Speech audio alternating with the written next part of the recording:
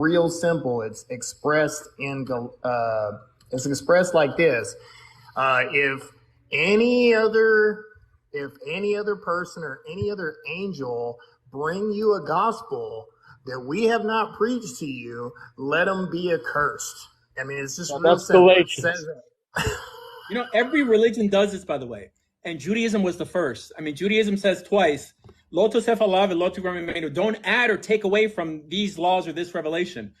Christianity says that, and at the end of Revelation says the exact same thing. Don't add or take away. Islam says the exact same thing. Judaism capped it first. So when the angel Gabriel appeared to Mary, like Mary should have said, sorry. You know, I mean, I don't believe in progressive revelation, but for some reason you It's not that would we have don't to believe in it. progressive It's not that we don't revelation. believe that the Father is God. We believe that the Father is God. We believe in Elohim. It's not. Oh, I don't care about the nothing Trinity. to do with that.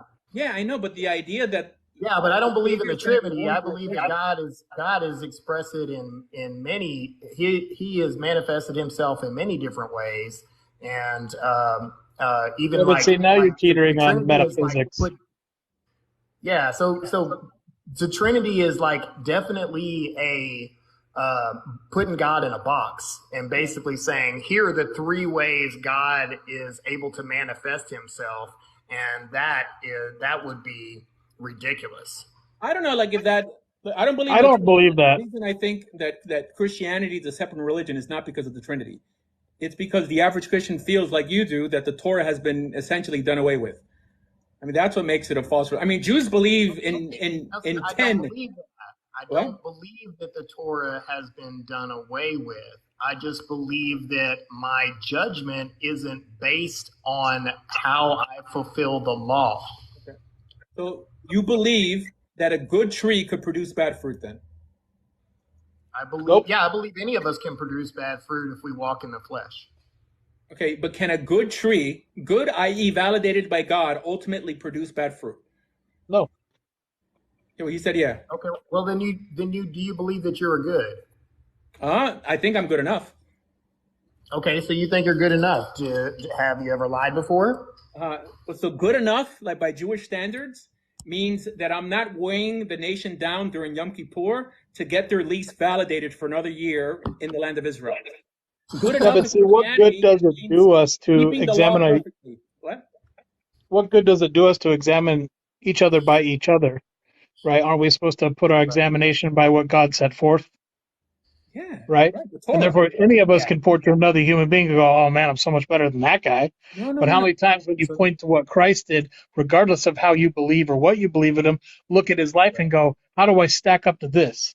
So the bulk of punishments that appear in the Torah are always on the national level. That means God weighs the sins of Israel, and that's what he decides. That's what he uses to decide if he's going to renew the lease, because the lease is renewed every Yom Kippur.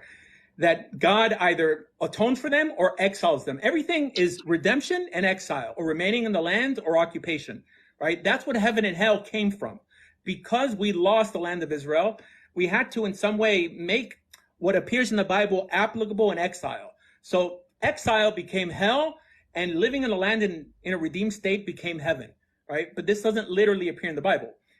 This is not why people kept the Torah, because they were trying to get to heaven. They kept the Torah because they wanted peace in their time. They wanted to see their children grow old. They wanted rain in its season. This is what the Torah says. Right? Well, no, it's because they didn't want to get swallowed up by the ground, or No, I mean, come example. on, or they didn't want God to say, hey, guess what? I think I'm going to start over. I'm just going to basically destroy everybody. Okay, so after the Torah was given, where there were clear and of course punishments. He did that, but of course, if the whole world is wicked, I mean, what would you do? After the Torah was given, there were clear punishments for breaking laws, and having the ground swallow you up was never one of those punishments.